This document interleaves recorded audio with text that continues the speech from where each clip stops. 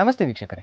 ಪ್ರಸಂಗಕರ್ತನ ಪದ್ಯಕ್ಕೆ ಭಾಗವತರ ಜೀವಾಳ, ಹಿಮ್ಮೇಳದ ಜೇಂಕಾರ, ನವರಸಗಳ ಅಭಿನಯ ಹಾಗೂ ಭಾವಪೂರ್ಣ ಅರ್ಥದ ಜೊತೆಗೆ ಪ್ರದರ್ಶಿಸುವ ಯಕ್ಷಗಾನ ಎಂಬ ಹೊನಲು ಬೆಳಕಿನ ಕಲೆಯ ನೆರಳಲ್ಲಿ ಕಲಾವಿದನ ಬದುಕಿನ ಕುರಿತು, ಆತ ನಡೆದು ಬಂದ ಹಾದಿಯ ಕುರಿತು ಸಣ್ಣ ಅವಲೋಕನ ಮಾಡುವ ಪ್ರಯತ್ನ ಯಕ್ಷಧ್ರುವತಾರೆ. ನಾನು ಶ್ರವಣುಡುಪ.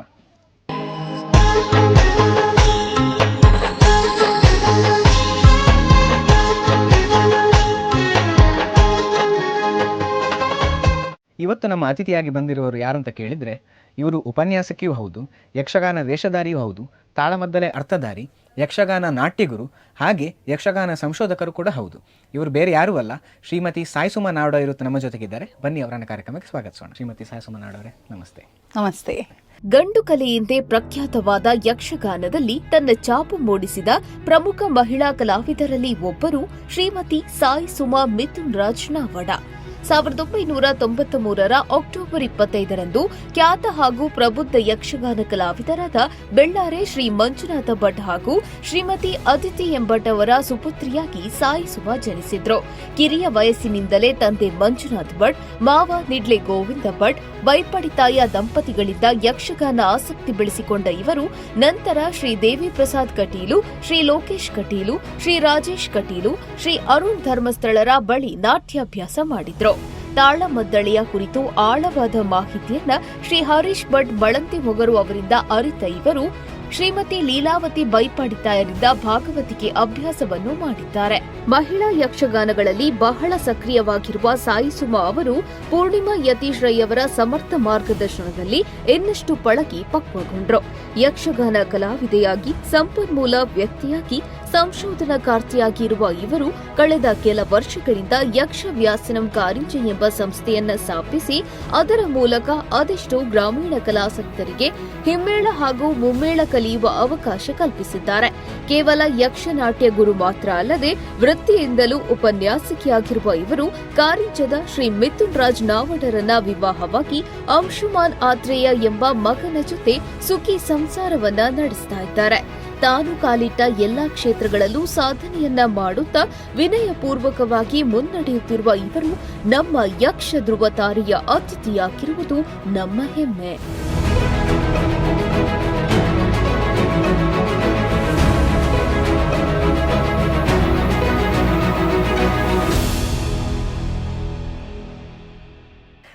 ಮೊಟ್ಟ ಮೊದಲಾಗಿ ನೋಡಿದರೆ, ನೀವು ಬಾಲ್ಯವನ್ನೆಲ್ಲ ಕಳೆದದ್ದು ಬಜ್ಪೆಯ ತಳಕಳದಾಚೆ. ಹೌದು. ಹಾಗಾಗಿ ನಿಮ್ಮ ಬಾಲ್ಯ ಹೇಗಿತ್ತು, ನಿಮ್ಮ ವಿದ್ಯಾಭ್ಯಾಸ ಹೇಗಿತ್ತು? ಓಕೆ. ನಾನು ಹುಟ್ಟಿದ್ದು ತಂದೆ ತಾಯಿಯವರೆಲ್ಲ ಗುರುಪುರದಲ್ಲಿ ಒಂದು ಬಾಡಿಗೆ ಮನೆಯಲ್ಲಿದ್ದರು. ಆ ಸಮಯದಲ್ಲಿ ಹುಟ್ಟಿದ್ದು. ಒಂದು 3-4 ವರ್ಷ ಆಗುವಾಗ ನಾವು ತಲಕಳಕ್ಕೆ ಬಂದದ್ದು. ಹರಿನಾರಾಯಣ ಬೈಪಾಡಿತಾಯರ ಸಂಪರ್ಕ ತಂದೆಯವರಿಗೆ ಮೊದಲೇ ಇತ್ತು. ಅವರು ಅಲ್ಲಿ ನಮ್ಮ ಮನೆ ಹತ್ತಿರ ಜಾಗ ಉಂಟು ಅಂತ ಹೇಳಿ ನನ್ನ ತಂದೆಯವರು ಆ ಜಾಗವನ್ನು ತಗೊಂಡು ಅಲ್ಲಿ ಮತ್ತೆ ಬಂದದ್ದು. ಹಾಗೆ ಸಾಧಾರಣ ಒಂದು 4-5 ವರ್ಷದ ಸಮಯದಿಂದ ನನಗೆ ತಲಕಳದ ಒಡನಾಟ. ತಲಕಳ ಅಂತ ಹೇಳಿದರೆ ಅಲ್ಲಿ ಯಕ್ಷಗಾನಕ್ಕೊಂದು ತವರೂರಿನ ಹಾಗೆ. ಅದು ಅಲ್ಲಿ ಮುಖ್ಯ ಅಂತ ಹೇಳಿದರೆ ಒಂದು ನನ್ನ ತಂದೆಯವರೇ ಕಲಾವಿದರು, ಮತ್ತು ಗುರು ದಂಪತಿಗಳು ಹರಿನಾರಾಯಣ ಬೈಪಾಡಿತಾಯರು ಮತ್ತು ಲೀಲಾವತಿ ಬೈಪಾಡಿತಾಯರ ಮನೆಯ ಸಮೀಪ. ಮತ್ತೊಂದು ತಿಮ್ಮಪ್ಪ ಗುಜರನ್ ಅಂತ ಹೇಳಿ ಆವತ್ತು ತಲಕಳ ಮೇಳವನ್ನು ಅವರು ನಡೆಸ್ತಾ ಇದ್ರು. ಆ ಬಳಿಕ ಉಳ್ಳಾಲ ಮೇಳ ಎಲ್ಲ ನಡೆಸ್ತಾ ಇದ್ರು. ಹಾಗಾಗಿ ಒಟ್ಟಾರೆಯಾಗಿ ಇಡೀ ಯಕ್ಷಗಾನದ ವಾತಾವರಣವೇ ನಮಗೆ ಎಳವೆಯಲ್ಲಿ ಕಾಣಲಿಕ್ಕೆ ಕೇಳಲಿಕ್ಕೆ ಎರಡೂ ಸಿಗ್ತಾ ಇದ್ದದ್ದು. ಹಾಗಾಗಿ ನಮಗೆ ಯಕ್ಷಗಾನಕ್ಕೆ ತನ್ನಿಂತಾನೇ ಆಸಕ್ತಿ ಬೆಳೀಲಿಕ್ಕೆ ಆರಂಭ ಆಯಿತು. ಒಂದು ತಂದೆಯವರಿದ್ದರು, ಮನೆಯಲ್ಲಿ ಎಲ್ಲರೂ ಹೆಚ್ಚಿನ ಕಲಾವಿದರಿದ್ದರು. ಹಾಗಾಗಿ ಅದಕ್ಕೆ ಪೂರಕವಾಗಿ ನಮ್ಮ ಸುತ್ತಲಿನ ವಾತಾವರಣವು ಯಕ್ಷಗಾನೀಯವೇ ಆದ ಕಾರಣ ಆಸಕ್ತಿ ತನ್ನಿಂತಾನೇ ಹುಟ್ಟಿಕೊಂಡಿತ್ತು ಎಳವೆಯಲ್ಲಿ. ಹಾಗೆ ಇನ್ನೊಂದು, ನಾನು ಆಗ್ಲಿಕ್ಕೆ ಹೇಳಿದ ಹಾಗೆ ಯಕ್ಷಗಾನದ ವಾತಾವರಣ ನಿಮ್ಮ ಸುತ್ತಮುತ್ತ ಇತ್ತು. ಹೌದು. ಆದ್ರೆ ನೀವು ಯಕ್ಷಗಾನವನ್ನ ಕಲಿಯುವುದಕ್ಕೆ ಪ್ರಾರಂಭ ಮಾಡಿದ್ಯಾ ಯಾವಾಗ? ಯಾರಲ್ಲಿ ಮೊದಲು ನಿಮ್ಮ ಹೆಜ್ಜೆಯನ್ನು ಕಲ್ತ್ರಿ? ತಂದೆಯವರು ಯಕ್ಷಗಾನ ಕಲಾವಿದರಾದರೂ ಕೂಡ ಹೆಚ್ಚಾಗಿ ತಂದೆಯವರಿಗೆ ಯಕ್ಷಗಾನ ಕ್ಷೇತ್ರದಲ್ಲಿ ಅಂತಲ್ಲ, ಯಾವುದೇ ಕ್ಷೇತ್ರದಲ್ಲಿ ಆದರೂ ತಂದೆಯಾದವರಿಗೆ ನಮ್ಮ ಮಕ್ಕಳು ಅದೇ ಕ್ಷೇತ್ರಕ್ಕೆ ಮತ್ತೆ ಬರುವುದು ಅಂತ ಹೇಳಿದರೆ ಅದಷ್ಟು ಮನಸ್ಸಿರುವುದಿಲ್ಲ ಆರಂಭದಲ್ಲಿ. ಆದರೆ ಮಕ್ಕಳಿಗೆ ಮನಸ್ಸು ಆ ಕಡೆಗೆ ಸೆಳೀತಾ ಇರ್ತದೆ. ನನಗೂ ಹಾಗೆ ಆಯಿತು. ತಂದೆಯವರು ಆರಂಭದಲ್ಲಿ ಬೇಡ, ನಾನೊಬ್ಬ ಇದರಲ್ಲಿ ಒದ್ದಾಡೋದು ಸಾಕು ಅಂತೇಳಿ ಹಾಗೆ ಹೇಳುತ್ತಾ ಇದ್ರು. ಆ ಬಳಿಕ ನನ್ನ ಹಠಕ್ಕೆ 9ನೇ ಕ್ಲಾಸಲ್ಲಿರುವಾಗ, ನಾನು ಒಂದು 14ನೇ ವರ್ಷ ವಯಸ್ಸಲ್ಲಿ, ಅಲ್ಲಿ ತಿಮ್ಮಪ್ಪ ಗುಜರನವರ ಮಗಳು ಯೋಗಾಕ್ಷಿ ಗಣೇಶ್ ಅಂತ ಹೇಳಿ ಅವರು ಯಕ್ಷಗಾನದ ಮಹಿಳಾ ತಂಡ ಒಂದನ್ನು ಕಟ್ಟಿದ್ರು. ಅಲ್ಲಿ ತಂದೆಯವರು ತರಗತಿಗಳನ್ನು ಮಾಡುತ್ತಾ ಇದ್ರು, ಮತ್ತು ಬಜ್ಪೆ ದೇರಣ್ಣ ಅಂತ ಹೇಳಿ ಅವರು ತರಗತಿಗಳನ್ನು ಮಾಡಿದ್ರಲ್ಲಿ. ಯೋಗಾಕ್ಷಿ ಅಕ್ಕ ನನ್ನನ್ನು ವೇಷ ಮಾಡಲಿಕ್ಕೆ ಬರ್ತೀಯ ಸುಮಾ ಅಂತ ಕೇಳಿದರು. ಅದು ನನಗೆ ಅವರ ಸಂಪರ್ಕ ಇನ್ನೂ ಹೆಚ್ಚಾದ್ದು ಅಂತ ಹೇಳಿದ್ರೆ, ನಾನು ಮತ್ತು ಅವರು ಒಟ್ಟಿಗೆ ಭಾಗವತಿಗೆ ಅಭ್ಯಾಸ ಮಾಡ್ತಾ ಇದ್ದೆವು ಲೀಲಾವತಿ ವೈಪಾಡಿತಾಯರಲ್ಲಿ. ಹಾಗೆ ಒಟ್ಟಿಗೆ ಅವರ ಸಂಪರ್ಕ ಒಳ್ಳೆಯದಾದಾಗ ಅವರು ತಂದೆಯಲ್ಲಿ ನಾನು ಮತ್ತೆ ಅವರೇ ಕೇಳಿದರು ಅವಳನ್ನು ಕಳಿಸಿ ಅಂತ ಹೇಳಿ. ಹಾಗೆ ನಾನು 9ನೇ ಕ್ಲಾಸಲ್ಲಿರುವಾಗ ತಂದೆಯವರಲ್ಲಿ ಮೊದಲ ಹೆಜ್ಜೆಗಾರಿಕೆಗಳನ್ನು ಒಂದು 4-5 ಹೆಜ್ಜೆಯನ್ನಷ್ಟೇ ಕಲಿತು ದಕ್ಷಾಧ್ವರದ ದಕ್ಷನ ಪಾತ್ರವನ್ನು ಮಾಡಿದ್ದೆ. ತಂದೆಯವರು ಹೇಳಿಕೊಟ್ಟಿದ್ರು. ರಂಗದಲ್ಲಿ ಮಾತ್ರ ನಾನು ಹೋಗಿ ನೇರ ನಿಂತದ್ದು ಮಾತ್ರ ಶುರುವಿಗೆ, ಯಾಕಂದರೆ ಏನು ಅದರ ಬಗ್ಗೆ ಹಿಮ್ಮೇಳದ ಜೊತೆಗೆ ಅಭ್ಯಾಸ ಇಲ್ಲ, ಹೇಗೆ ಕುಣಿಬೇಕು ಅಂತ ಗೊತ್ತಿಲ್ಲ. ಆದರೆ ಮಾತೊಂದು ಸರಿಯಲ್ಲಿ ಮಾತಾಡಿ ಬಂದಿದ್ದೆ. ಸುರುವಿನ ಭಾಗದ ದಕ್ಷನನ್ನು ಮಾತ್ರ ಮಾಡಿದ್ದೆ ನಾನೊಂದು. ಆ ಬಳಿಕ ನನಗೆ ಅದರಲ್ಲಿ ಮತ್ತೆ ಮುಂದುವರಿಲಿಕ್ಕೆ ಒಮ್ಮೆಗೆ ನನಗೆ ಆಗಲಿಲ್ಲ, ಯಾಕಂದರೆ ಏನು ಯಕ್ಷಗಾನದ ಬಗ್ಗೆ ಪೂರ್ವ ಜ್ಞಾನ ಇರಲಿಲ್ಲ, ನಾಟ್ಯದ ಬಗ್ಗೆ ಎಲ್ಲ. ಆ ಬಳಿಕ ನನಗೆ PUCಗೆ ನಾನು ಕಟೀಲು ಕಾಲೇಜಿಗೆ ಸೇರಿದಾಗ ನನ್ನ ಯಕ್ಷಗಾನದ ಕಲಿಕೆ ಅಲ್ಲಿಂದ ಒಂದು ಅರ್ಥದಲ್ಲಿ ಆರಂಭ ಆಯಿತು ಹೇಳ್ಬೋದು. ಹಾಗೆ PUCಯಲ್ಲಿ ನಿಮಗೆ ಯಾರೆಲ್ಲ ಸಿಕ್ಕಿದ್ರು ಕಲಿಸ್ಲಿಕ್ಕೆ? PUCಯಲ್ಲಿ ಯಕ್ಷಗಾನ ತಂಡವನ್ನು ಮುನ್ನಡೆಸ್ತಾ ಇದ್ದದ್ದು ಶ್ರೀವತ್ಸ ಸರ್ ಅಂತ ಹೇಳಿ, ನಮಗೆ ಸಂಸ್ಕೃತ ಸರ್ ಆಗಿದ್ರಲ್ಲಿ ಅವರು. ಅಲ್ಲಿ ಆಗ ಕಲಿಸ್ಲಿಕ್ಕೆ ಬರ್ತಾ ಇದ್ದದ್ದು ದೇವಿ ಪ್ರಸಾದ್ ಕಟೀಲು ಅಂತ. ಅವರ ಕೈಯಲ್ಲಿ ಯಕ್ಷಗಾನವನ್ನು ಒಂದು ಪ್ರವೇಶ, ಏರುಪದಿ ಅದೆಲ್ಲವೂ ಕ್ರಮಬದ್ಧವಾಗಿ ಆರಂಭದಲ್ಲಿ ನಾನು ಕಲಿತದ್ದು ದೇವಿ ಪ್ರಸಾದ್ ಕಟೀಲು ಅವರಲ್ಲಿ. ಅಲ್ಲಿ ನಾನು ಪ್ರಥಮ PUCಯಲ್ಲಿರುವಾಗ ಒಂದು ಸಾಮಾಜಿಕ ಪ್ರಸಂಗ, ಏಡ್ಸ್ ಜಾಗೃತಿಯ ಕುರಿತು ಒಂದು ಸಾಮಾಜಿಕ ಪ್ರಸಂಗ ರೆಡ್ ಕ್ರಾಸ್ ಸಂಸ್ಥೆಯವರ ಒಂದು ನೇತೃತ್ವದಲ್ಲಿ ಅಲ್ಲಿ ಆಗಿತ್ತು. ಅದರಲ್ಲಿ ಒಂದು ಕಿರೀಟ ವೇಷ ಮಾಡಿದ್ದೆ ನಾನು. ನನಗೆ ಅದರ ಪಾತ್ರದ ಹೆಸರು ನೆನಪಾಗ್ತಾ ಇಲ್ಲ. ಆ ಬಳಿಕ ದ್ವಿತೀಯ PUCಯಲ್ಲಿ ಕಾರ್ತವೀರ್ಯನ ಪಾತ್ರವನ್ನು ಅಲ್ಲಿ ನಾನು ನಿಭಾಯಿಸಿದ್ದೆ. ಹಾಗೆ ಅಲ್ಲಿ 2 ವರ್ಷ ವೇಷ ಮಾಡಿದೆ. ಆ ಸಮಯದಲ್ಲಿ ದ್ವಿತೀಯ PUCಗೆ ಬರುವಾಗ ಮತ್ತೆ ಯೋಗಾಕ್ಷಕನ ತಂಡದಲ್ಲಿ ಒಂದೊಂದೇ ವೇಷ ಮಾಡಲಿಕ್ಕೆ ಆರಂಭಿಸಿದೆ. ಹಾಗೆ ನೀವು ಮಾತಾಡ್ತಾ ಒಂದು ಕಡೆಯಲ್ಲಿ ನಿಮಗೆ ಭಾಗವತಿಕೆ ಕೂಡ ನೀವು ಕಲಿತಿದ್ರಿ ಅಂತ ಹೇಳಿದ್ರಿ. ಹೌದು. ಆ ಆಸಕ್ತಿ ನಿಮಗೆ ಹೇಗೆ ಬಂತು, ಯಾವ ರೀತಿ ಕಲ್ತರಿ ಅಂತ? ಭಾಗವತಿಗೆ ಆಸಕ್ತಿ ಖಂಡಿತವಾಗಿಯೂ ಬೈಪಾಡಿತಾಯರಿಂದಲೇ ಬಂದದ್ದು. ನನ್ನ ಅಮ್ಮನಿಗೆ ಮತ್ತೊಂದು ಭಾಗವತಿಗೆ ಕಲಿಬೇಕು ಅಂತ ಎಳವೆಯಲ್ಲಿ ಬಹಳ ಆಸಕ್ತಿ ಇತ್ತಂತೆ. ಆವಾಗ ಎಲ್ಲ ಯಾವ ವಿದ್ಯೆಯನ್ನು ಕೂಡ ಕಲಿಯುವುದಕ್ಕೆ ಹಳ್ಳಿಯಲ್ಲಿ ಪೂರಕ ವಾತಾವರಣವೂ ಇರಲಿಲ್ಲ, ಪ್ರೋತ್ಸಾಹವೂ ಸಿಗ್ತಾ ಇರಲಿಲ್ಲ. ಹಾಗಾಗಿ ನನ್ನ ಮಕ್ಕಳಂತೂ ಏನಾದರೂ ಕಲಿಯಬೇಕು ಅಂತ ಅವರಿಗೊಂದು ಆಸಕ್ತಿ ಇತ್ತು. ಮತ್ತು ತಂದೆಯವರಲ್ಲೂ ಹೇಳಿ ಬೈಪಾಡಿತಾಯರಲ್ಲಿ ನಾನು ಭಾಗವತಿಗೆ ಅಭ್ಯಾಸಕ್ಕೆ 8ನೇ ತರಗತಿಯಲ್ಲಿರುವಾಗ ಸೇರಿಕೊಂಡದ್ದು. ಒಂದು 4-5 ವರ್ಷ ಅಭ್ಯಾಸ ಮಾಡಿದೆ, ಪೂರ್ವರಂಗದ ಅಭ್ಯಾಸಗಳನ್ನೆಲ್ಲ ಮಾಡಿದೆ. ಕ್ರಮಬದ್ಧವಾಗಿ, ಅಂದರೆ ಲೀಲಾವತಿ ಬೈಪಾಡಿತಾಯರ ಪಾಠ ಅಂತ ಹೇಳಿದರೆ ಅದು ಎಲ್ಲರಿಗೂ ಅದು ಇವರ ಪಾಠ ಅಂತ ಹೇಳುವಷ್ಟರ ಮಟ್ಟಿಗೆ ಅದು ಎಲ್ಲರಿಗೂ ಪರಿಚಯ ಇರುವಂತಹದ್ದು. ಹಾಗೆ ಅಲ್ಲಿ 1-2 ಪ್ರಸಂಗಗಳ ಅಭ್ಯಾಸವೂ ಆಯಿತು. ಮತ್ತೆ ಮುಂದುವರಿಸಲಿಕ್ಕೆ ನನಗೆ ಸಾಧ್ಯ ಆಗಲಿಲ್ಲ. ಹಾಗೆ ನಿಮ್ಮ ತಂದೆಯವರ ವಿಷಯಕ್ಕೆ ಬಂದರೆ, ಬೆಳ್ಳಾರೆ ಮಂಜುನಾಥ್ ಭಟ್ ಅವರು ಕಟೀಲು ಮೇಳದಲ್ಲೇ ಬಹಳಷ್ಟು ವರ್ಷಗಳ ಕಾಲ ತಿರುಗಾಟ ಮಾಡಿದವರು. ಹೆಚ್ಚು ಕಡಿಮೆ 50 ವರ್ಷಗಳ ಕಾಲ ವೃತ್ತಿಪರ ಮೇಳದಲ್ಲಿ ತಿರುಗಾಟ ಮಾಡಿದಂಥ ಅನುಭವವನ್ನು ಹೊಂದಿದರು. ಹೌದು ಹೌದು. ಇಂಥ ಮೇರು ಕಲಾವಿದರು ಮನೇಲಿ ಇರಬೇಕಾದ್ರೆ ಆ ಸ್ಫೂರ್ತಿ ನಿಮಗೆ ಸಿಗುವಂಥದ್ದು ಸಹಜ. ಹೌದು. ಆದರೆ ಅವರು ಮೇಳದಲ್ಲಿ ತಿರುಗಾಟ ಮಾಡಬೇಕು ಅಂತಾದರೆ ಈಗ ಸುಧಾರಣೆ ಆಗಿದ್ರು ಕೂಡ ಮುಂಚಿನ ಕೂಡ ಒಬ್ಬ ಮೇಳದ ಕಲಾವಿದನ ಪರಿಸ್ಥಿತಿ ಹೇಳುವಂಥದ್ದು ಇಷ್ಟೇ ಒಳ್ಳೆಯ ಗುಣಮಟ್ಟದಲ್ಲಿ ಇರಲಿಲ್ಲ. ಹಾಗಾಗಿ ಆ ಸಮಯದಲ್ಲಿ ಅವರು ಮೇಳದ ತಿರುಗಾಟ ಮಾಡಬೇಕು ಅಂತಾದರೆ ಅವರಿಗಿದ್ದಂಥ ಆರ್ಥಿಕ ಸವಾಲುಗಳು ಹೇಗಿತ್ತು, ಕುಟುಂಬವಾಗಿ ನಿಮಗೆ ಯಾವ ರೀತಿ ಸವಾಲುಗಳಿತ್ತು, ಹೇಗೆ ಅಂತ?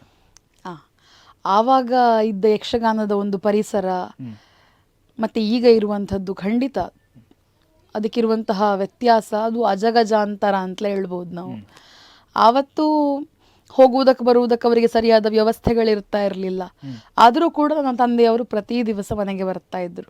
ಅವರು ಮೇಳದ ಬಿಡಾರಗಳಲ್ಲಿ ಉಳ್ಕೊಳ್ತಾ ಇದ್ದದ್ದು ಬಹಳ ಕಡಿಮೆ. ಮತ್ತು ಈಗದ ವಾತಾವರಣ ನಾವು ಯಕ್ಷಗಾನದಲ್ಲಿ ನೋಡಿದೆವು ಅಂತಾದರೆ ಹಿಂದಿನ ಒಂದು ವಿಶೇಷ ಆಸಕ್ತಿ ಈಗಿನವರಿಗೆ ಅಷ್ಟು ಬೆಳೀಲಿಕ್ಕೆ ಸಾಧ್ಯ ಇಲ್ಲ. ಅದರ ಬಗ್ಗೆ ಒಲವು ಈಗ ಉಂಟು, ಯಾಕಂದರೆ ಸಾಮಾಜಿಕ ಮಾಧ್ಯಮಗಳ ಕಾರಣದಿಂದಾಗಿ ಎಲ್ಲರಿಗೂ ಅದು ಸುಲಭದಲ್ಲಿ ಸಿಗ್ತದೆ.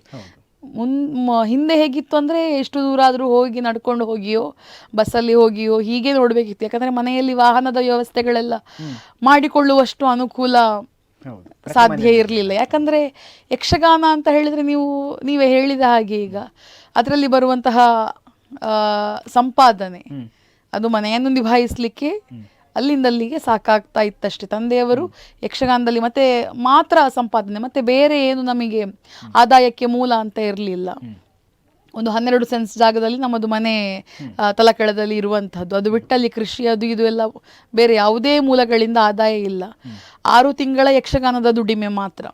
ಯಾಕಂದರೆ ಮಳೆಗಾಲದಲ್ಲಿ ಒಂದು ಅದು ಮತ್ತೆ ತುಂಬ ವರ್ಷಗಳ ನಂತರ ಸಂಬಳದ ಒಂದು ಎಷ್ಟೋ % ಕೊಡುವುದು ಕಲಾವಿದರಿಗೆ ಅಂತೇಳಿ ನಿರ್ಧಾರ ಆಗಿ ಮಳೆಗಾಲದಲ್ಲೂ ಸಂಬಳ ಅಂತ ಒಂದು ಆರಂಭ ಆಯಿತು. ಆದರೆ ಅಷ್ಟರವರೆಗೂ 6 ತಿಂಗಳ ಸಂಪಾದನೆಯಲ್ಲೇ ಇಡೀ ವರ್ಷ ಮುಂದೆ ಹಾಕಬೇಕಿತ್ತು. ಮತ್ತೆ ತಂದೆಯವರು ಮಳೆಗಾಲದಲ್ಲಿ ಯಕ್ಷಗಾನ ಮಾಡಿಸ್ತಾ ಇದ್ರು ಟೌನ್ ಹಾಲಲ್ಲಿ, ಟಿಕೆಟಿನ ಆಟ.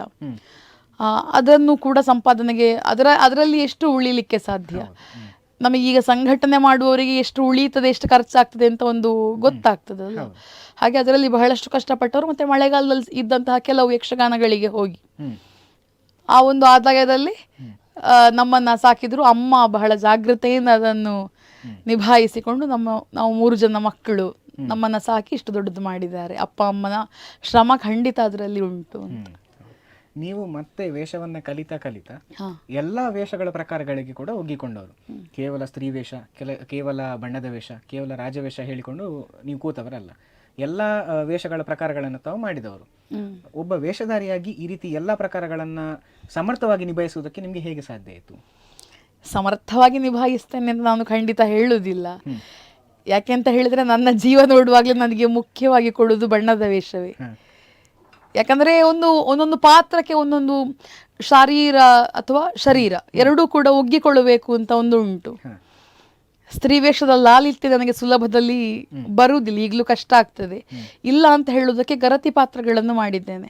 ದಾಕ್ಷಾಯಿಣಿ, ದಕ್ಷಾಧ್ವರದ ದಾಕ್ಷಾಯಿಣಿ ಬಹಳ ನೆಚ್ಚಿನ ಪಾತ್ರ, ಅದನ್ನು ಒಂದು 4-5 ಸಲ ಮಾಡಿದ್ದೇನೆ. ಮತ್ತೆ ಒಂದು ರಾಜಾ ದಿಲೀಪ ಅಂತ ಪ್ರಸಂಗದಲ್ಲಿ ಒಂದು ಸುದಕ್ಷಿಣೆ ಅಂತ ಒಂದು ಸ್ತ್ರೀ ಪಾತ್ರ ಮಾಡಿದ್ದೇನೆ. ಬಹಳ ಅನಿವಾರ್ಯತೆಯಲ್ಲಿ ಸುದರ್ಶನ ವಿಜಯದ ಲಕ್ಷ್ಮಿಯನ್ನು ಮಾಡಿದ್ದೇನೆ ಇತ್ತೀಚೆಗೆ, ಒಂದು 4 ವರ್ಷದ ಹಿಂದೆ. ಯಾಕಂದ್ರೆ ಬೇರೆ ಅಲ್ಲಿ ವ್ಯವಸ್ಥೆ ಇರಲಿಲ್ಲ, ಹಾಗಾಗಿ ಅನಿವಾರ್ಯವಾಗಿ ಮಾಡಬೇಕಾಯಿತು.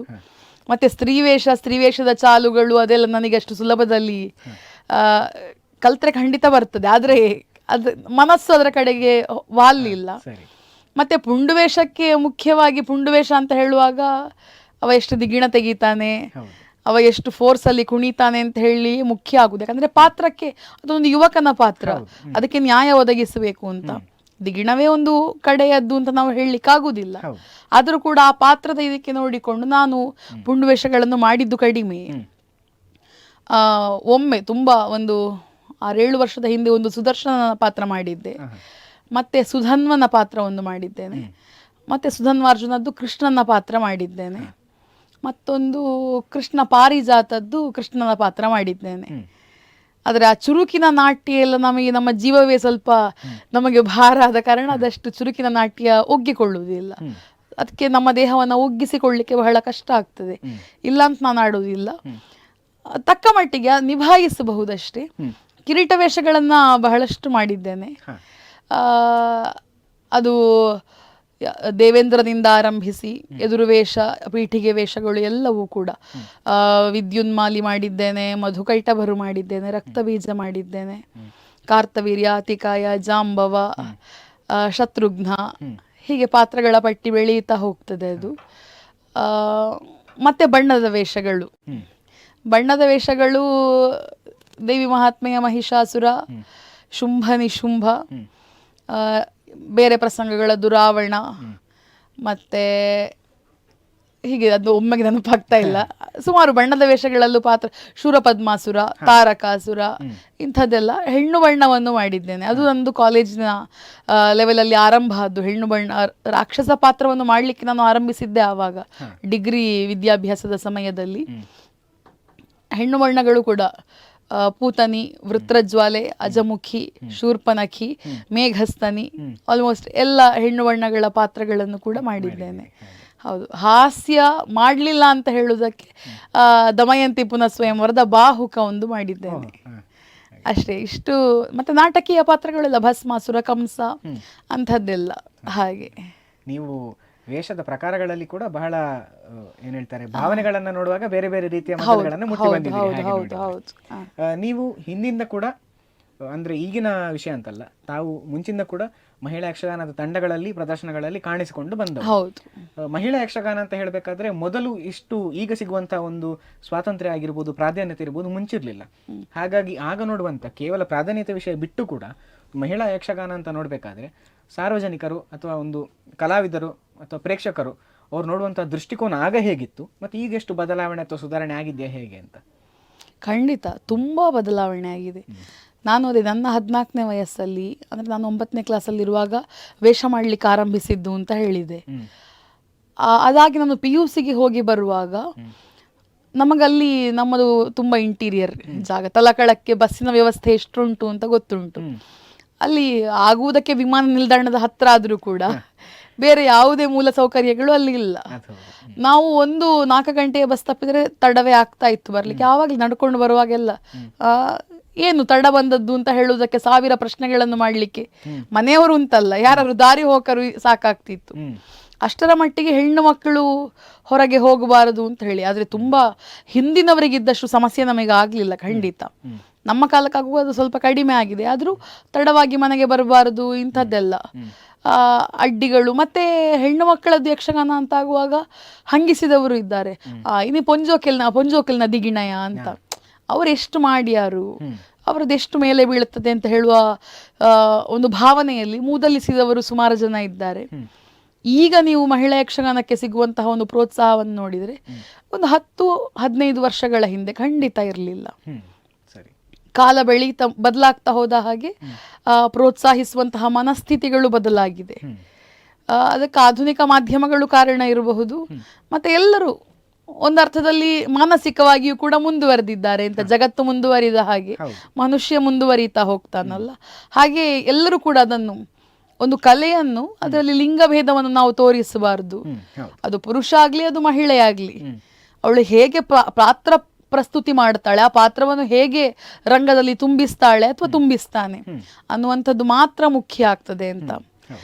ಸ್ವರದ ಬಗ್ಗೆ ಖಂಡಿತ ಅನೇಕರಿಗೆ, ಹಿರಿಯ ಕಲಾವಿದರಿಗೂ ಕೂಡ ತಕರಾರುಂಟು. ಹೆಣ್ಣು ಮಕ್ಕಳು ಎಂತ ಮಾಡಿದ್ರು ಅವರ ಸ್ವರ ಅದು ಕೀರಲಾಗಿ ಕೇಳುತ್ತದೆ. ಅದರಲ್ಲಿ ಪಾತ್ರದ ಒಂದು ಪ್ರೌಢಿಮೆಯೋ ಹಿರಿಮೆಯೋ ಅದು ಕೆಳಗಿಳಿಯುತ್ತದೆ ಅಂತ ಹೇಳುವವರು ಸುಮಾರು ಜನ ಇದ್ದಾರೆ. ಸ್ವರವನ್ನೂ ಕೂಡ ಅದಕ್ಕೆ ಒಗ್ಗಿಸ್ಲಿಕ್ಕೆ ಬಹಳಷ್ಟು ಜನ ಪ್ರಯತ್ನಿಸ್ತಾರೆ. ನನಗೆ ಅದು ಒಂದು ಕಾರಣ, ಬಣ್ಣದ ವೇಷವೇ ನನಗೆ ಸಿಗ್ಲಿಕ್ಕೆ ಸ್ವರದ ಒಂದು ಕಾರಣವೂ ಕೂಡ. ಯಾಕಂದ್ರೆ ಖಂಡಿತವಾಗಿಯೂ ಹೆಣ್ಣು ಮಕ್ಕಳ ಸ್ವರ ಗಂಡಸರ ಸ್ವರಕ್ಕೆ ಸರಿಸಾಟಿಯಾಗಿ ಇರ್ಲಿಕ್ಕೆ ಸಾಧ್ಯ ಇಲ್ಲ. ಅದು ಅವರ ದೇಹ ಪ್ರಕೃತಿ, ಅದನ್ನು ಬದಲಾಯಿಸ್ಲಿಕ್ಕೆ ಸಾಧ್ಯ ಇಲ್ಲ. ಆದ್ರೂ ಅವರಿಂದ ಆದಷ್ಟು ಪ್ರಯತ್ನ ಮಾಡಿ ಹೆಣ್ಣು ಮಕ್ಕಳು ಪಾತ್ರ ತುಂಬಿಸ್ಲಿಕ್ಕೆ ಖಂಡಿತ ಪ್ರಯತ್ನಿಸ್ತಾರೆ. ಆದ್ರೆ ನಾವು ಅದನ್ನು ಒಪ್ಪಿಕೊಳ್ಳುವಂತಹ ಮನಸ್ಥಿತಿ ನಮಗೆ ಬರಬೇಕು ಅಂತ. ಯಾಕೆ ಅಂತ ಹೇಳಿದ್ರೆ, ಸ್ತ್ರೀ ಪಾತ್ರವನ್ನು ಪುರುಷ ಕಲಾವಿದ್ರು ಮಾಡುವಾಗ ಹೇಗೆ ಎಲ್ಲರೂ ಒಪ್ಪಿಕೊಳ್ಳುತ್ತಾರೆ? ಸ್ವರ ಸ್ತ್ರೀ ಸಹಜ ಸ್ವರ ಅಲ್ಲ. ಅದನ್ನು ಒಪ್ಪಿಕೊಂಡು ಅದು ಯಕ್ಷಗಾನೀಯವಾಗಿ ಅದನ್ನು ನೋಡಿಕೊಂಡು ಸ್ವೀಕರಿಸುವ ಹಾಗೆ ಮಹಿಳಾ ಯಕ್ಷಗಾನವನ್ನು ಕೂಡ ನೋಡಿ ಸ್ವೀಕರಿಸುವಂತಹ ಮನಸ್ಥಿತಿ ಉಂಟು. ಇನ್ನು ಹೆಚ್ಚು ಬರಬೇಕು ಅಂತ ಹೇಳಲಿಕ್ಕೆ ಇಷ್ಟಪಡುತ್ತೇನೆ. ಹಾಗೆ ನಮ್ಗಿರುವಂತಹ ಏನೆಲ್ಲ ಚೌಕಟ್ಟಿದೆ ಅದರೊಳಗೆ ನಾವೆಷ್ಟು ಮಾಡ್ಲಿಕ್ಕೆ ಆಗ್ತದೆ ಹೇಳುವುದನ್ನ ನೋಡಿಕೊಂಡು ಹೋಗ್ಬೇಕು. ಹೌದು ಹೌದು ಹೌದು. ನೀವು ಮಹಿಳಾ ಯಕ್ಷಗಾನದಲ್ಲಿ ಈಗ ಈ ಮಟ್ಟಕ್ಕೆ ಬೆಳೆದು ಬರ್ಬೇಕು ಅಂತಾದ್ರೆ ನಿಮ್ಮ ಬೆಳವಣಿಗೆಗೆ ಸಹಕಾರಿಯಾದವರು ಯಾರು? ನಿಮ್ಗೆ ಮಹಿಳಾ ಯಕ್ಷಗಾನದಲ್ಲಿ ಈ ರೀತಿ ಪಾತ್ರ ಪ್ರಸ್ತುತಿಯನ್ನ ಚೆನ್ನಾಗಿ ಮಾಡೋರಿದ್ದಾರೆ, ಇಂಥವರ ಹಾಗೆ ನಾನು ಕೂಡ ಆಗ್ಬೇಕು ಅಂತ ಏನಾದ್ರು ಪ್ರೇರಣೆ ಯಾರಾದ್ರೂ ಇದ್ದಾರಾ ಹೇಗೆ ಅಂತ? ಮಹಿಳಾ ಯಕ್ಷಗಾನದಲ್ಲಿ ನನಗೆ ಮುಖ್ಯ ಪ್ರೇರಣೆ ಅಂತ ಹೇಳಿದ್ರೆ ಪೂರ್ಣಿಮಾ ಯತೀಶ್ ರೈ ಅವರೇ.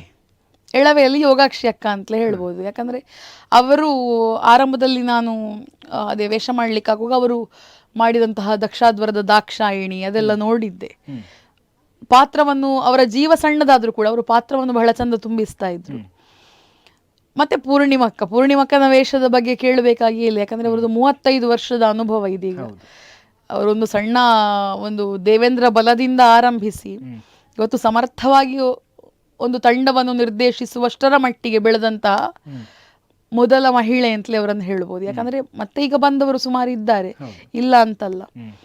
ಆದರೆ ಎಲ್ಲ ಸಮಸ್ಯೆಗಳನ್ನ, ಸವಾಲುಗಳನ್ನು ಸ್ವೀಕರಿಸಿಕೊಂಡು ಮಹಿಳಾ ತಂಡವನ್ನೇ ಸಂಪೂರ್ಣವಾಗಿ ಮಹಿಳೆಯರನ್ನೇ ಹಾಕಿಕೊಂಡು ಹಿಮ್ಮೇಳ ಅಂತ ಹೇಳುವುದಿಲ್ಲ, ಮುಮ್ಮೇಳ, ಅದು ಕೂಡ ಆ ಪ್ರಯತ್ನವನ್ನು ಕೂಡ ಈ ಬಾರಿ ಈಗ ಮಾಡ್ತಾ ಇದ್ದಾರೆ. ಹಿಮ್ಮೇಳವನ್ನು ಕೂಡ, ಯಾಕಂದ್ರೆ ಸಮರ್ಥ ಹಿಮ್ಮೇಳವಾದಕರು ಮಹಿಳೆಯರಲ್ಲಿ ಮೇಲೆ ಬರಬೇಕಷ್ಟೇ, ಬರ್ತಾ ಇದ್ದಾರೆ. ಯಾಕಂದ್ರೆ ಅವರಿಗೆ ವೇದಿಕೆಗಳು ಸಿಗುವುದು ಕಡಿಮೆ. ಅವರನ್ನು ಅವರು ಬೆಳೆಸಿಕೊಳ್ಳಬೇಕು ಅಂತಾದ್ರೆ ಪೂರಕವಾದ ವೇದಿಕೆ, ಪ್ರೋತ್ಸಾಹ, ವಾತಾವರಣ ಇಲ್ಲ ಅಂತಾದ್ರೆ ಕೇವಲ ಒಂದೆರಡು ಆಟಕ್ಕೆ ಮಾತ್ರ ನುಡಿಸಿದರೆ ಅವರಿಗೆ ಒಂದು ಆಟವನ್ನು ಮೇಲೆ ಹಾಕುವಷ್ಟು ನುಡಿಸುವ ಅನುಭವ ಸಿಗುವುದಿಲ್ಲ. ಎಲ್ಲರೂ ಅವರನ್ನ ಕರೀಲಿಕ್ಕೆ ಆರಂಭಿಸಬೇಕು, ಆಗ ಖಂಡಿತ ಅವರು ಬೆಳೀತಾರೆ. ಯಾಕಂದ್ರೆ ಎಲ್ಲ ಕಲಾವಿದರು ಬೆಳೆಯುವುದು ಹಾಗೆ ಅಲ್ವಾ, ಅಭ್ಯಾಸಾನುಗತ ವಿದ್ಯೆ ಅಂತ, ಅಭ್ಯಾಸದಿಂದ ಮಾತ್ರ ವಿದ್ಯೆ ನಮಗೆ ಸರಿಯಾಗಿ ಒಲಿಯಲಿಕ್ಕೆ ಸಾಧ್ಯ ಆಗ್ತದೆ ಅಂತ. ಹಾಗೆ ಪೂರ್ಣಿಮಕ್ಕನ ಒಂದು ಪ್ರೋತ್ಸಾಹ ಇವತ್ತು ಯಕ್ಷಗಾನ ಕ್ಷೇತ್ರದಲ್ಲಿ ಒಂದು ನನ್ನ ಹೆಸರು ಒಂದು ಶೇಕಡ ಆದ್ರೂ ಕೇಳ್ತದೆ ಅಂತ ಆದ್ರೆ ಅದಕ್ಕೆ ಮುಖ್ಯ ಕಾರಣ ಅವರು ಅಂತ ನಾನು ಹೇಳಲಿಕ್ಕೆ ಇಷ್ಟಪಡುತ್ತೇನೆ. ಹಾಗೆ ನೀವು ಬೆಳ್ಳಾರೆ ಮಂಜುನಾಥ್ ಭಟ್ ಅವರ ಮಗಳಾಗಿ ಹುಟ್ಟಿದವರು. ಬೆಳ್ಳಾರೆ ಮಂಜುನಾಥ್ ಭಟ್ ಅವರು ಎಷ್ಟು ದೊಡ್ಡ ಕಲಾವಿದರು ಹೇಳುವಂಥದ್ದು ಯಕ್ಷಗಾನದಲ್ಲಿರುವ ಪ್ರತಿಯೊಬ್ಬರಿಗೂ ಗೊತ್ತಿರುವಂಥದ್ದು. ಹಾಗಾಗಿ ನೀವು ಅವರ ಮಗಳಾಗಿ ಹುಟ್ಟಿ ಯಕ್ಷಗಾನವನ್ನು ನೀವು ಆ ದೃಷ್ಟಿಯಿಂದ ನೋಡಬೇಕು ಅಂತಾದರೆ ನಿಮಗೆ ಯಕ್ಷಗಾನದ ಕಲಿಕೆ ವಿಷಯದಲ್ಲಿ ಅದೊಂದು ಶಕ್ತಿಯ ರೀತಿ ಕೂಡ ಹೌದು. ಯಾಕಂದರೆ ಬಹಳಷ್ಟು ವಿಷಯಗಳಿಗೆ ಒಬ್ಬ ಸಂಪನ್ಮೂಲ ವ್ಯಕ್ತಿಯಾಗಿ ನಿಮ್ಮ ತಂದೆ ನಿಮ್ಮ ಪಕ್ಕದಲ್ಲಿ ಇರ್ತಾರೆ. ಈಗ ಇಷ್ಟೆಲ್ಲ ನಾವು ವಿಷಯಗಳನ್ನು ನೋಡಿಕೊಂಡು ಹೇಳಬೇಕು ಅಂತಾದರೆ ಈ ರೀತಿ ಅವರು ನಿಮ್ಮ ಪಕ್ಕದಲ್ಲಿರುವಂಥದ್ದು ಅಥವಾ ಅವರ ಮಗಳಾಗಿ ನೀವಿರುವಂಥದ್ದು ಒಂದು ಯಕ್ಷಗಾನದ ಕಲಾವಿದರನ್ನು ನೋಡುವ ಶೈಲಿಯಲ್ಲಿರ್ಬೋದು, ಯಕ್ಷಗಾನದ ಪಾತ್ರ ಪ್ರಸ್ತುತಿಯನ್ನು ನೋಡುವುದರಲ್ಲಿರ್ಬೋದು, ಅಥವಾ ಈಗ ತಾವು ಗುರುಗಳಾಗಿರ್ಬೋದು, ಈ ಎಲ್ಲ ವಿಷಯಗಳಿಗೆ ಅದು ಯಾವ ರೀತಿ ನಿಮಗೊಂದು ಏನು ಹೇಳ್ತಾರೆ ಪ್ರಭಾವವನ್ನು ಬೀರಿದೆ ಅಂತ? ಖಂಡಿತ ಬೆಳ್ಳಾರೆ ಮಂಜುನಾಥ ಭಟ್ ಅವರ ಮಗಳಾದದ್ದೇ ನನಗೆ ಆಸಕ್ತಿ ಹುಟ್ಟಲಿಕ್ಕೆ ಒಂದು ಮುಖ್ಯ ಕಾರಣ. ರಕ್ತದಿಂದ ಕಲೆ ಬರುವುದಿಲ್ಲ, ರೋಗ ಬರುವುದು ಅಂತ ಕೆಲವರು ಹೇಳಿದ್ರು ಕೂಡ ಖಂಡಿತ ಆಸಕ್ತಿ ಅನ್ನುವಂಥದ್ದು ನಮ್ಮ ಶರೀರದ ಒಂದು ಜೀವಕೋಶಗಳಲ್ಲಿ ಬಾರದೇ ಇರುವುದಿಲ್ಲ, ಅದು ಬೈ ಬ್ಲಡ್ ಬಂದೇ ಬರುತ್ತದೆ. ತಂದೆಯವರು ಕಲಾವಿದರು, ನನ್ನ ದೊಡ್ಡಪ್ಪನೂ ಪ್ರಸಂಗಕರ್ತರು, ಕಲಾವಿದರು, ಸೂರ್ಯನಾರಾಯಣ ಭಟ್ ಬೆಳ್ಳಾರೆ ಅಂತ. ನನ್ನ ಇಬ್ಬರು ಸೋದರ ಮಾವಂದರು ಕಲಾವಿದರು, ನಿಡ್ಲೆ ಗೋವಿಂದ ಭಟ್, ನಿಡ್ಲೆ ನಾರಾಯಣ ಭಟ್ ಅಂತ. ಒಟ್ಟಾರೆಯಾಗಿ ನಮ್ಮದು ಯಕ್ಷಗಾನದ ವಾತಾವರಣ ಕುಟುಂಬದಲ್ಲಿ. ಹೀಗೆ ಆಸಕ್ತಿ ಬೆಳೆಯಿತು. ತಂದೆಯವರ ಮಗಳಾಗಿ ನಾನು ಎಳವೆಯಲ್ಲಿ, ಅವರು ತುಂಬ ಯಕ್ಷಗಾನಕ್ಕೆ ವರ್ಷಕ್ಕೊಂದು 10-15 ಆಟ ಆದರೂ ನಾವು ನೋಡ್ತಿದ್ದೆವು. ಅವಾಗ ಎಂಥ ವ್ಯವಸ್ಥೆ ಇಲ್ಲ ಅಂತಾದ್ರು ನಮಗೆ ಆಟಕ್ಕೆ ಹೋಗಿ ನೋಡ್ಲಿಕ್ಕೆ ಕಷ್ಟ ಇರಲಿಲ್ಲ. ಈಗ ವ್ಯವಸ್ಥೆ ಇದ್ದು ಆಟಕ್ಕೆ ಹೋಗ್ಲಿಕ್ಕೆ ಆಗುದಿಲ್ಲ ನೋಡ್ಲಿಕ್ಕೆ ಅಂತಂದ್ರೆ ನಮ್ಮ ಕಮಿಟ್ಮೆಂಟ್ಸ್ ಅದು ಇದು ಅಂತ ಇರ್ತದೆ ಅಲ್ಲ ಅಂತಲ್ಲ. ಆವತ್ತು ಎಲ್ಲ ಯಕ್ಷಗಾನಗಳನ್ನ ನೋಡಿದ ಅದು ಇವತ್ತಿಗೂ ನಮಗೆ ಕಣ್ಣಲ್ಲಿ ಕಾಣುತ್ತದೆ ಅಂತ. ಇವತ್ತಿದ್ದು ಹಾಗೆ ಎಲ್ಲವೂ ಕಾಣುತ್ತದೆ ಅಂತ ನಾವು ಹೇಳಲಿಕ್ಕೆ ಆಗುದಿಲ್ಲ.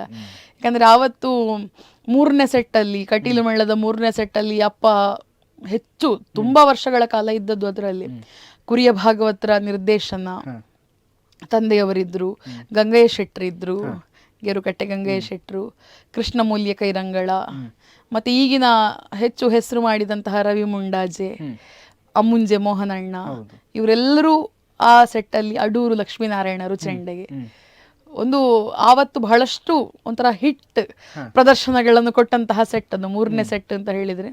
ಕುರಿಯ ಭಾಗವತರ ಪದ್ಯ ಅಂತ ಹೇಳಿದ್ರೆ ಅದು ಅಷ್ಟು ಒಂದು ರಂಗವನ್ನು ತುಂಬಿಸ್ತಾ ಇದ್ದದ್ದು, ಮತ್ತೆ ಅವರು ಕಲಾವಿದರನ್ನು ಉತ್ತೇಜಿಸ್ತಾ ಇದ್ದದ್ದು ಎಲ್ಲವೂ ಅದ್ಭುತ. ಅದು ಗಿರೀಶ್ ರೇಖಕ್ಕೆ ಪದವರು ಕೂಡ ಆವಾಗ ಸಂಗೀತ ಮಾಡುತ್ತಾ ಇದ್ರು 3ನೇ ಸೆಟ್ ಅಲ್ಲಿರುವಾಗ.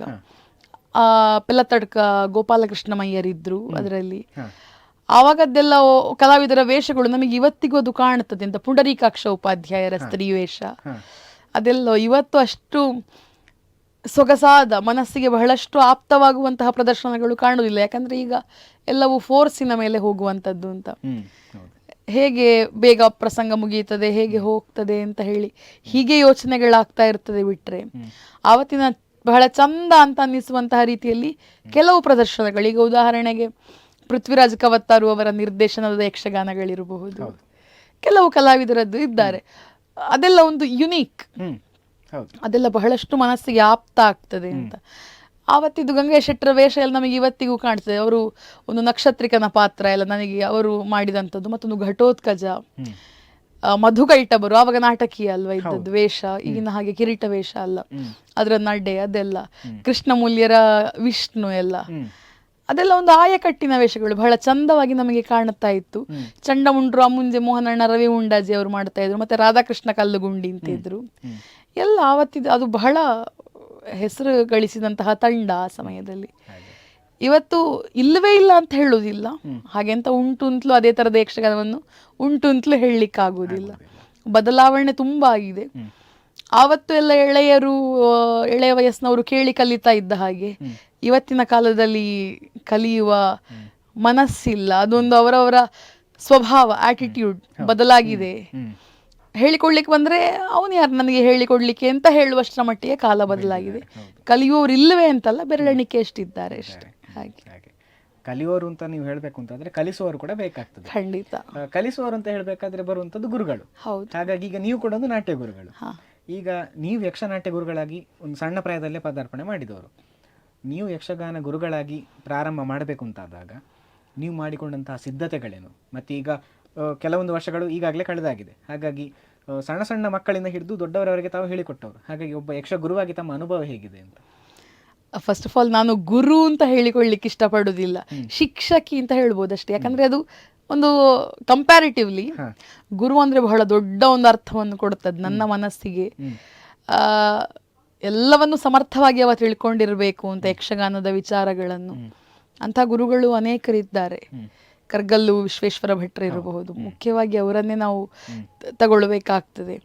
ನಾನು ಒಬ್ಳು ಎಲ್ಲ ಶಾಲೆಯಲ್ಲಿ ಪಾಠಗಳನ್ನು ಕಲಿಸುವಂತಹ ಶಿಕ್ಷಕಿ ಅಂತ ಹೇಳುವ ಹಾಗೆ ನಾನು ಹೇಳಿಕೊಂಡೇನು ಬಿಟ್ರೆ, ಯಾಕಂದ್ರೆ ನಾನು ಎಲ್ಲ ತಿಳ್ಕೊಂಡವಳಲ್ಲ ಅಂತ ಯಾವತ್ತಿಗೂ ಎಲ್ಲೂ ಹೇಳುತ್ತೇನೆ ನಾನು ಅಷ್ಟು.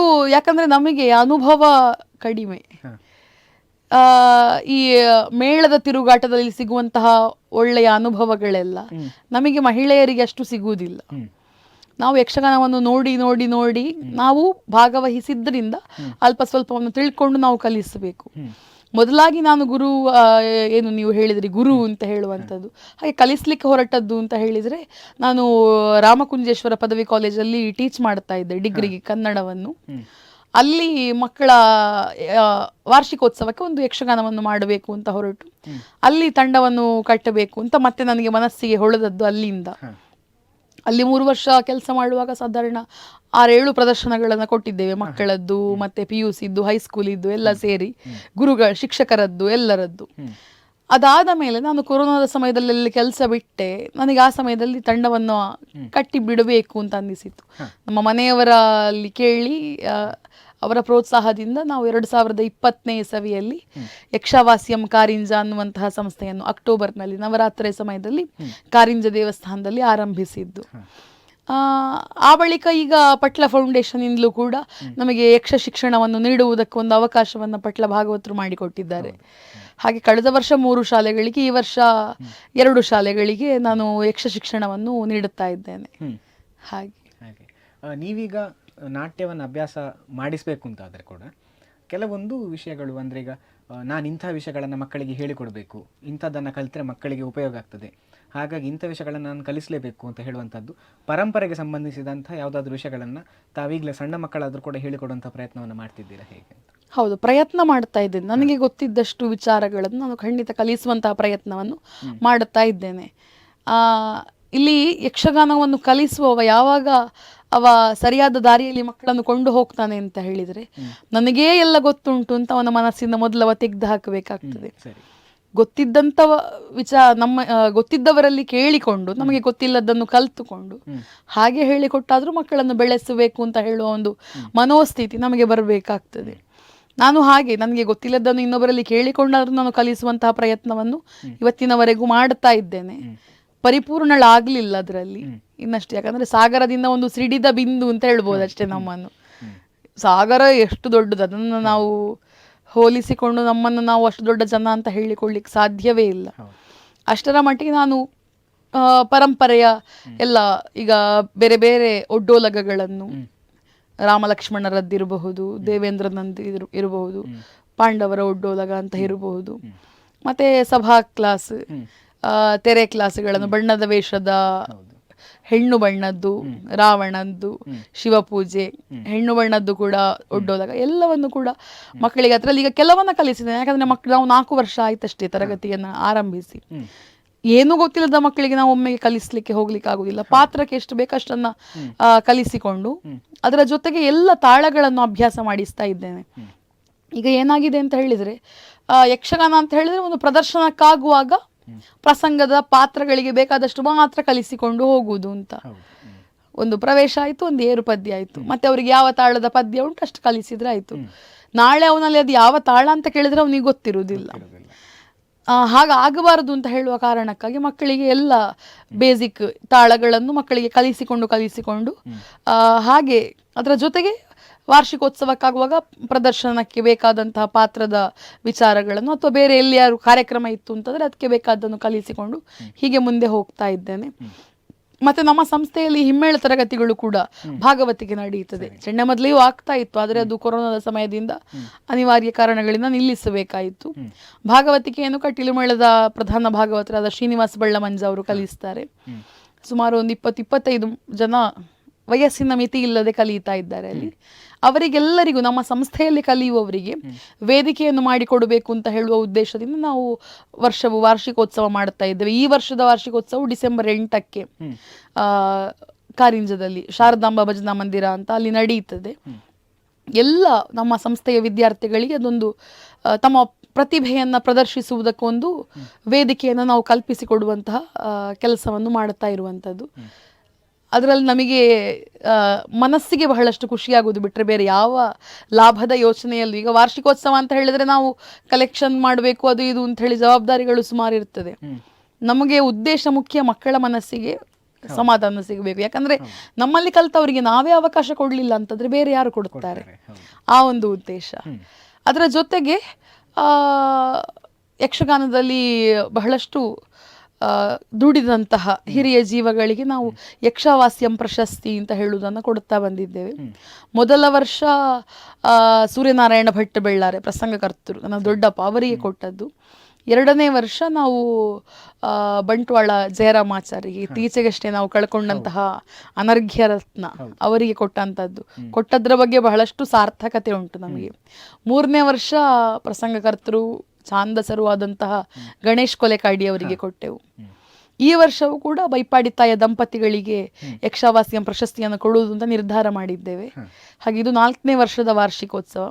ಇನ್ನಷ್ಟು ತಂಡವನ್ನ ಗಟ್ಟಿಗೊಳಿಸಿಕೊಂಡು ಮಕ್ಕಳನ್ನ ಬೆಳೆಸಿಕೊಂಡು ಪ್ರದರ್ಶನಗಳನ್ನು ನೀಡಬೇಕು ಅಂತ ಹೇಳುವಂತಹ ಉದ್ದೇಶ ನನಗುಂಟು. ಬರೀ ಯಕ್ಷಗಾನದ ಪ್ರದರ್ಶನ ಮಾತ್ರ ಅಲ್ಲ, ಎಲ್ಲ ವಿಚಾರಗಳನ್ನ ಕಲಿಯುವಂತಹ ಆಸಕ್ತರಿಗೆ ಮುಂದಕ್ಕೆ ಕಲಿಸಬೇಕಂದ್ರೆ ಈಗ ಅದರ ಯಕ್ಷಗಾನದ ಬಗ್ಗೆ ನಾವು ಪ್ರದರ್ಶನ ಪದ್ಯ ಪ್ರಸಂಗ ಅಂತಷ್ಟೇ ಅಲ್ಲ, ಅದರ ಹಿಂದಿನ ವಿಚಾರಗಳನ್ನು, ಇತಿಹಾಸ ಮುಂದಕ್ಕೆ ಹೇಗೆ ಹೋಗ್ತದೆ ಅಂತ ಹೇಳುವಂತಹ ಸಾಹಿತ್ಯಿಕ ಸಂಗತಿಗಳನ್ನು ಕೂಡ ಕಲ್ತುಕೊಳ್ಬೇಕಲ್ಲ. ಅದನ್ನ ಕೂಡ ಮುಂದಕ್ಕೆ ದಾಟಿಸುವಂತಹ ಪ್ರಯತ್ನ ಮಾಡಬೇಕು ಅಂತ ಯೋಚನೆಗಳುಂಟು. ಹೇಗಾಗ್ತದೆ ಅಂತ ಮುಂದಕ್ಕೆ ನೋಡಬೇಕು. ಆಗ್ಲಿ, ಇಷ್ಟೊತ್ತು ನಾವು ಮಾತಾಡಿದ್ದೇವೆ, ಆದರೆ ಇನ್ನಷ್ಟು ವಿಷಯಗಳನ್ನು ನಾವು ಮುಂದಿನ ಸಂಚಿಕೆಯಲ್ಲಿ ಮಾತಾಡೋಣ. ಖಂಡಿತ. ನೋಡಿದ್ರಲ್ಲ ವೀಕ್ಷಕರೇ, ಇಷ್ಟು ಹೊತ್ತು ಸಾಯಿ ಸುಮನಗೌಡ ಅವರು ನಮಗೆ ಬಹಳಷ್ಟು ವಿಷಯಗಳನ್ನು ಹೇಳಿದ್ದಾರೆ. ಇನ್ನಷ್ಟು ವಿಷಯಗಳು ಬಾಕಿ ಇದೆ, ಅದನ್ನು ನೋಡೋಣ ಮುಂದಿನ ಸಂಚಿಕೆಯಲ್ಲಿ. ಅಲ್ಲಿ ತನಕ ನೋಡ್ತಾರೆ ಅಭಿಮತ ಟಿವಿ, ಇದು ಜನಮನದ ನಾಡಿಮಿಡಿತ.